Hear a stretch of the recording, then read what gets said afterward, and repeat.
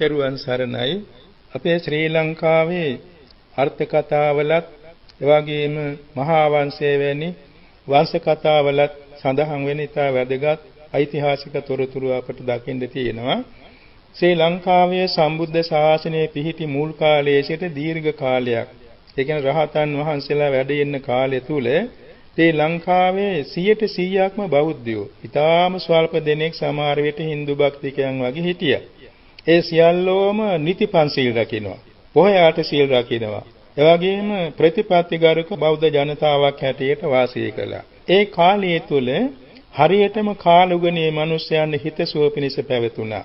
දවස් 5න් පාට 10න් 10ට 15න් 15ට රාත්‍රී මැදියම් කාලේ පොළවට උරා ගන්න බොහොම සාන්ත වර්ෂාවල් තමයි ඇති වෙන්නේ. මේ ගම් වතුර ගලන, එහෙම නැත්නම් කඳු කඩා වැටෙන ඔය වගේ විපත්ති සිදුවෙන වර්ෂාවල් නෑ. දවල් වහින්නෙම නෑ.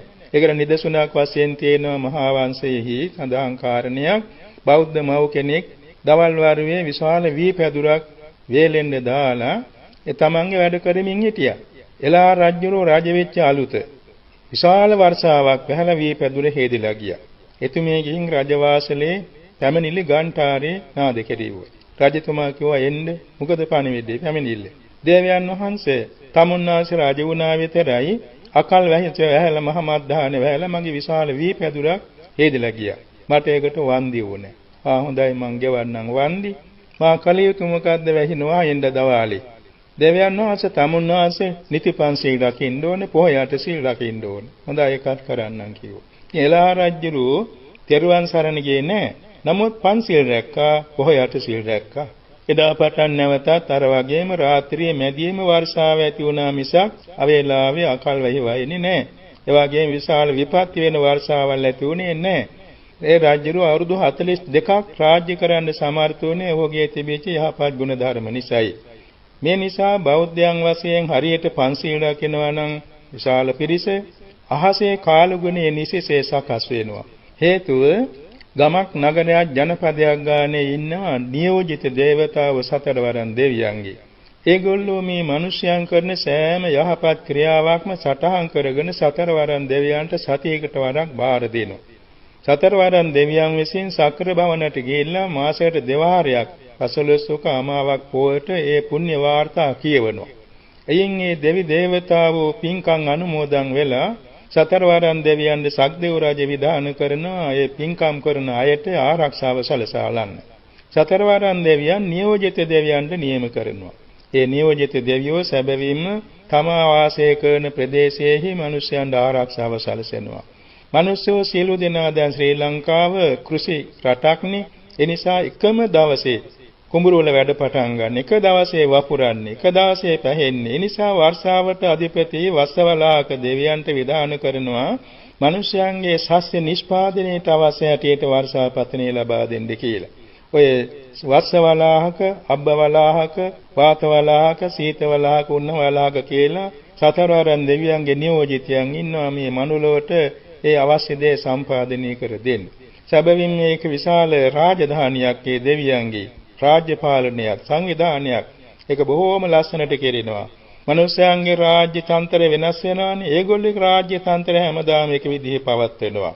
මෙන්න මේක නිසා තමයි මිනිස්යාගේ සම්පත් අභිවෘද්ධියට හේතු වෙන කාලුගනේ ලෝකෙ පවතින්නේ.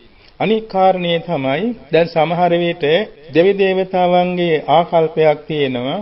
ඒ මිනිස්යන් විසින් වැරදි මඟ එවාගේ මහා සාපරාධිය කටයුතු කරනවා නම් දෙවියන්ගේ ශාප වීම සිදු වෙනවා. දැන් සිදු වෙන කාරණයක් පින්නතුන් අහලා තියෙනවා. කල්යාණිතිස්ස රජ කාලේ නිකරුණේ කල්යාණිතිස්ස රහතන් වහන්සේ තෙල් කටාරමක දාලා ඝාතනය කෙරෙව්වා.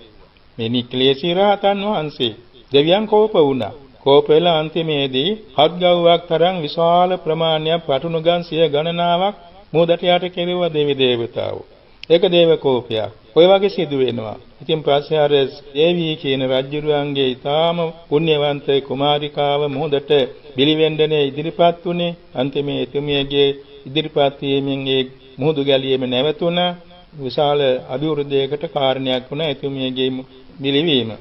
අන්තිමේ විහාර මහා දේවී කියලා මහා උදාර සේවයක් කළ උත්තමාවක්. මේ වාගේ සිදුවීම් වලින් අපට පැහැදිලි වෙනවා දේවකෝප සිදුවෙන හැටි. පසුගිය කාලයේ සම්බුද්ධ ශාසනයෙහි බුද්ධ ප්‍රතිමා වහන්සේට බොහෝම නිග්‍රහ වෙන දේවල් සිදු වෙලා තිබුණා. ඒ අවස්ථාවේදී දේවකෝපයක් වාගේ සිද්ධියක් තමයි මේ සුනාමි විපත්‍ය හැටියට හඳුන්වන්න සිදු වෙලා තියෙන්නේ. බොහෝ සෙයින් බුද්ධ ශාසනයට පටහැනිව ප්‍රතිමා වහන්සේලාට අගෞරව කරන, එවාගෙම අපකීර්තිය පතුරවන ඒ තන්වලට විශාල විපත්ති වෙලා තියෙන අපට වාර්තා අනුව දැනගන්න ලැබිලා තියෙනවා. ඒවත් දේවකෝප වශයෙන් සිදු වෙනවාමයි. දේවකෝප සිදු වෙන්නේ මෙහෙමයි. මිනිස්යන්ගේ ගුණධර්ම අඩු වෙනකොට, අගුණධර්ම වැඩි වෙනකොට අර ආරක්ෂක දේවතාවන් අහක බලා ගන්නවා. මිසදුටු දේවතාවන් එවාගෙම දුර්දාන්ත අමනුෂ්‍යයන් එතෙන්ද සමීප වෙනවා. එතකොට නැති කරදර ඇති වෙන හැටි අපේ බුද්ධ ශාසනයේ අර්ථ කතාවල හඳුන්වලා තියෙනවා. මෙන්න මේක නිසා ශාසන පරිහානියට නැත්නම් මේ ලෝකේ පරිසර විනාශයට හේතු වෙන දේවල් අර ඍතු නියාමයේ වශයෙන් සිද්ධ වෙනවා. දෙවියන්ගේ ශාප වීම වශයෙන් සිද්ධ වෙනවා. ඒක කාටත් තේරුම් ගන්න වටිනවා.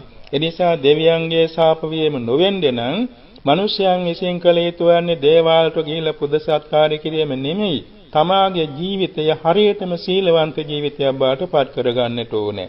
දැන් මම දන්නවා අපේ මොහොතට යට වෙච්ච වෙලාව මම බුදුගුණ සිහි කළා, සත්‍යක්‍රියා කළා.